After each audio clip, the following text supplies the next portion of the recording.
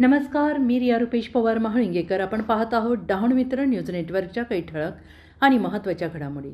पालघर जिल्ह्यावर भाजपचीच ताकद. पालघर जिल्ह्यात बहुजन विकास आघाडीचा मोठा पक्ष असताना आणि भाजपाचा जिल्ह्यात एकही आमदार नसताना भाजपाने आपली ताकद दाखवून दिली आहे. पालघर जिल्ह्यात 3 आमदार हे बहुजन विकास आघाडीचे, 1 आमदार राष्ट्रवादीचा, 1 CPMचा आमदार असताना सुद्धा भाजपाचे पालघर जिल्हाध्यक्ष भरतभाई राजपूत यांनी या 2 आघाड्यांना डावलून महायुतीचे उमेदवार निवडून आणण्याबाबत ठोस जबाबदारी बजावून आपला अर्थात कौल पूर्ण केला.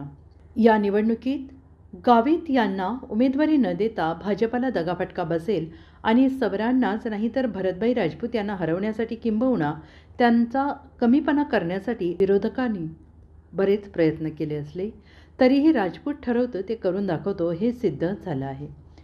अशाच नवनवीन बातम्यांसाठी पाहत रहा डहाणू मित्र न्यूज नेटवर्क.